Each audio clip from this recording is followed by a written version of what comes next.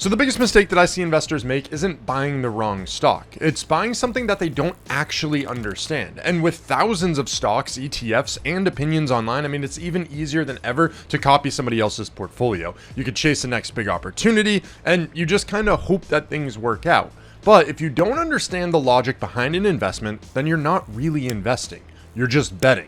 So that's why one of the questions I get all the time is, Dalton, how do you actually decide what investments are worth buying? How do you research them? How do you compare different opportunities? So in this video here, I'm going to show you the exact process that I use to actually understand investments before I buy it. So you're not just copying somebody, you're not guessing, and you can feel a lot more confident about where your money's going. Now, I want to start with the foundation, which I think is really important because so many people get into investing, they make the wrong decisions, they get burned, and then they leave investing altogether. I think everybody needs a foundational layer to their portfolio to get accustomed to the market, start getting some decent returns, and feel really comfortable. So what I like to do for any beginning investor, and the huge foundation in my portfolio, is just trace the market. So many people are trying to outperform the market, your advisors, hedge funds, all these different people, and a huge number of them can't even do that. They've dedicated their entire life to it.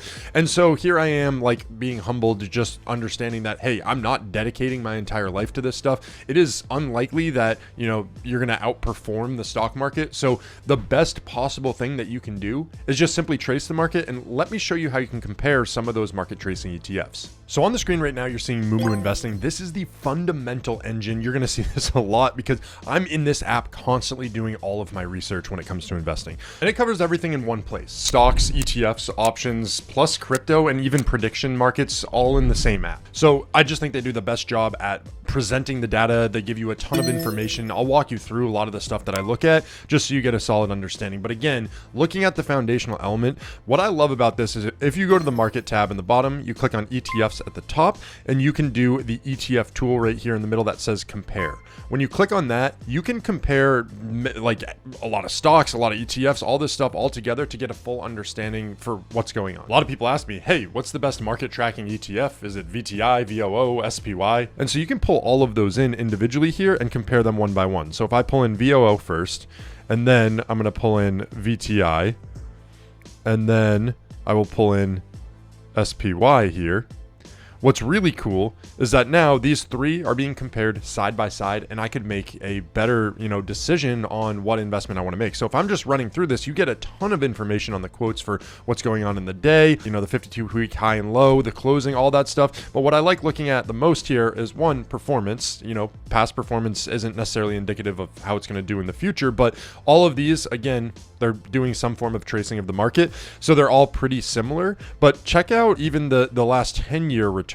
You got VOO up 317%, which is 17% higher than VTI and 2% higher than SPY. So if you're somebody who likes looking at the returns and you want to, base it off of that, it's really great. If you scroll down, another thing that I'm looking at all the time is the expense ratio, and you're going to see that VOO and VTI have much lower. It's 0.03% compared to SPY's 0.09%.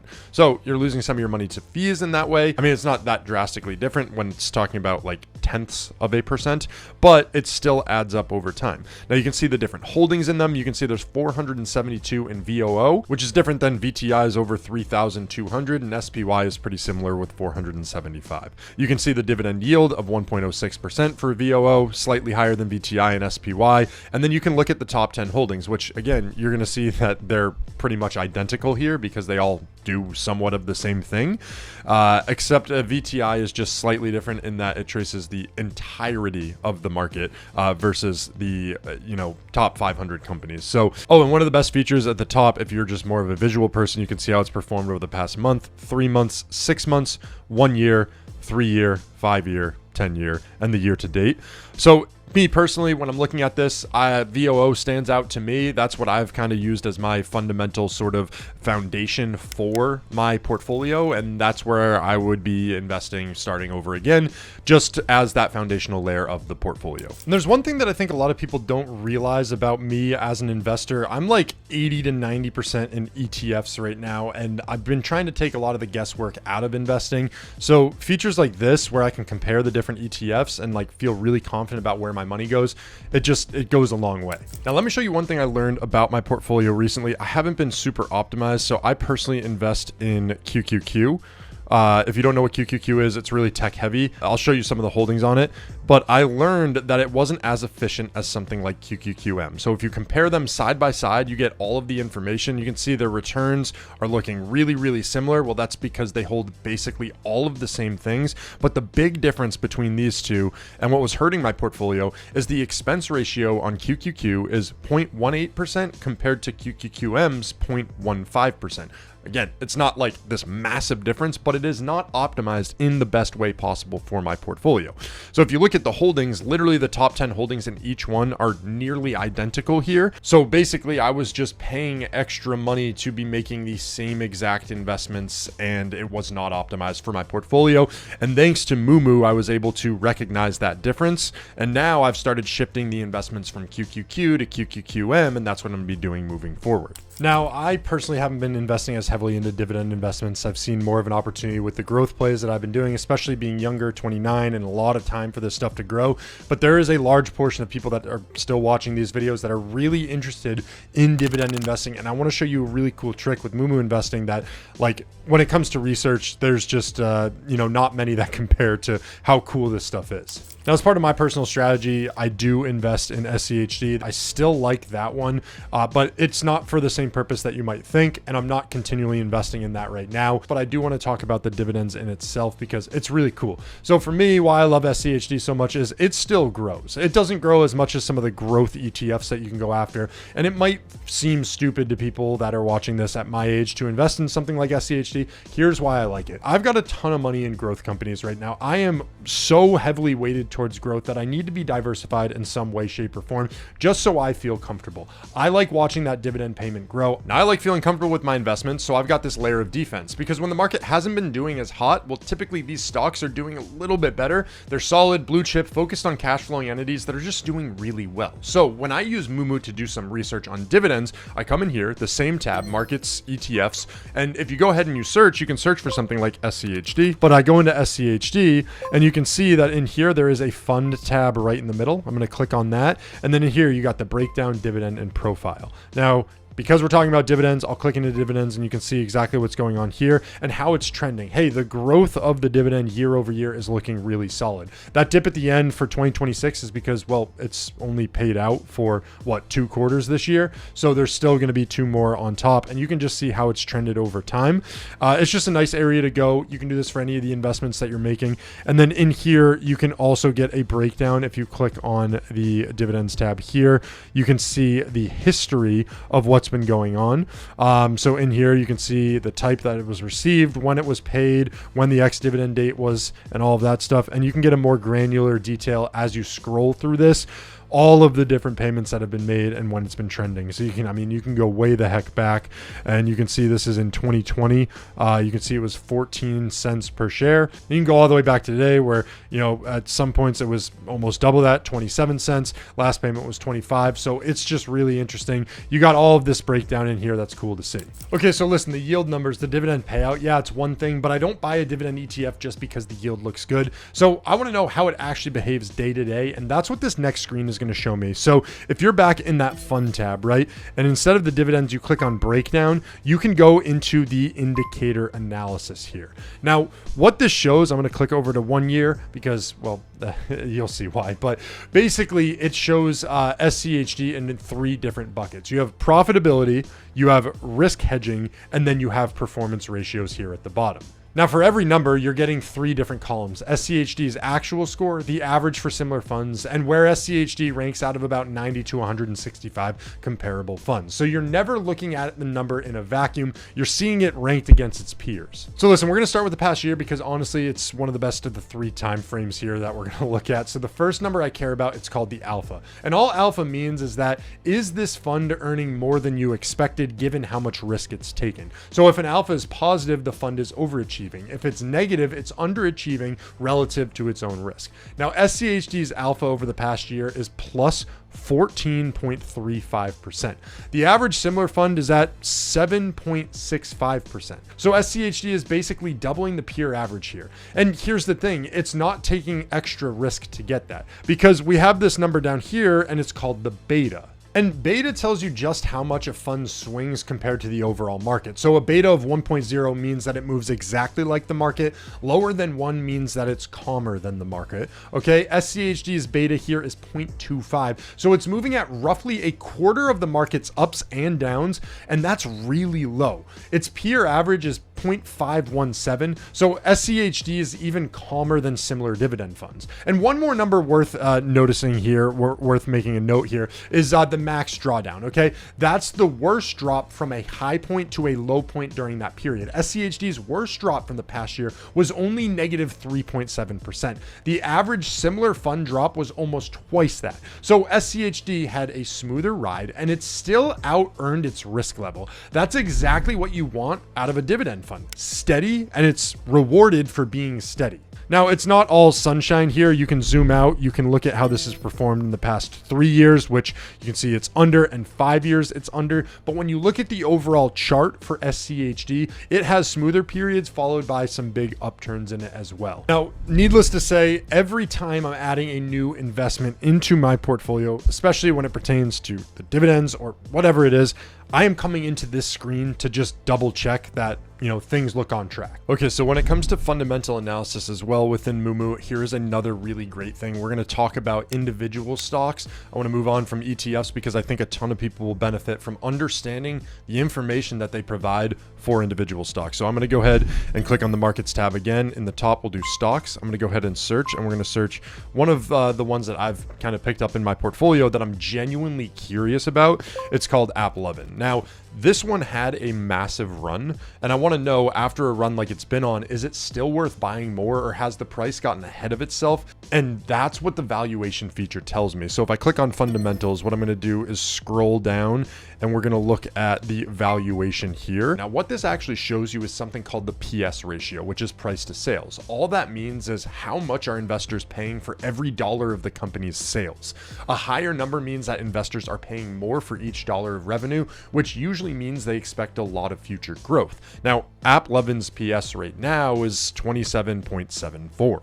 Except a number like this doesn't mean much. You actually need context behind it. So Moomoo shows you where that number sits compared to its own history over the last 5 years. So right now, AppLovin is in the 86th percentile of the readings over the past 5 years. And in plain English, this means by its own historical standards, this stock is trading on the expensive side right now, not very cheap. And if you scroll up, you can see the institutional research card here, powered by Morningstar, and they've put a number on it as well. Their fair value estimates that AppLovin is $500, and the stock's trading a couple percent above that right now. It's actually at $508 if you look at the top left, and they're giving it a 3-star rating out of 5, which is their way of saying it's roughly fair valued, but they're not screaming sell or buy. And then if you do a deep dive at their note, basically they're saying that the AI-driven ad engine is expanding beyond gaming, and it's a real growth driver for them, but they're also flagging real uncertainty, regulatory questions around data collection, and some concern that the core ad optimization technology performance gains, well, they might be leveling off from where we're at right now. Now, if you scroll just a little bit higher, there's an interesting little wrinkle to this in the forecast sections because the analysts are covering this stock. Well, they don't agree with the caution. Based on 22 analysts, the rating is a strong buy with an average price target of about $660 against its current price around $509. So you've got one research source saying that it's fairly priced and you need to be careful, and then the sell side analyst consensus that's saying that there's real upside from here. So that's worth knowing. It's not a slam dunk in either direction right now. If you want to have like more of the institutional outlook and understand where they're valuing it, you can see Jefferies has it at 700, where Wells Fargo has it lower at 575, but still a buy for them. And maybe you were wondering what one specific analyst is saying here. You really like Goldman Sachs. Goldman Sachs has this as a hold right now. You can sort it at the top, so you can see anybody who's rating this a buy, which nothing really changed there because most of them are.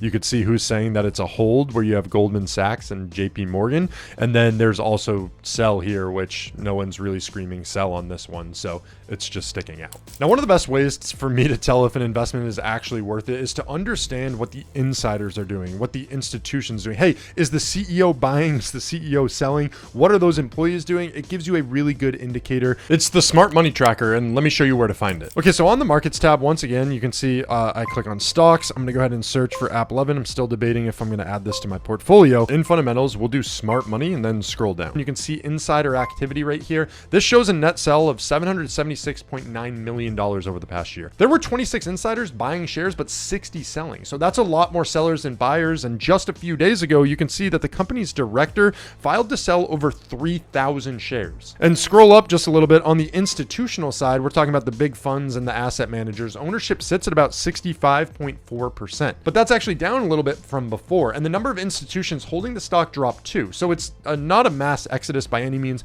but the trend right now is very slightly downward, not upward. So here's my honest read on the situation. The stock's trading towards the expensive end of its own history. Morningstar thinks it's roughly fair valued with real risks attached. Wall Street analysts are still bullish, and insiders have been net sellers over the past year. So it's a mixed picture. It's not a clear green light to me, but it's not a clear red flag either. And that's exactly why I check both of these screens before adding new money to an individual stock. So I'm not just chasing the story behind it. Now, another area I tend to look at, even with the investments that I do hold in my own portfolio, like I am a buy and hold investor at its core, but I still want to know what's going on with my investments, and I don't want it to take a ton of time. So I don't want to always go through everything that we've talked about, but what Moomoo does is really, really cool. So I'm on the stock screen right now for AppLovin, and if I scroll down, then you can get what's been going on through the AI fundamental briefing, which gives you a daily or weekly brief. You can get an understanding for what's going on. So put options, trading volume, and open interest are concentrated around the 510 strike price. This means it's a level of support or resistance here.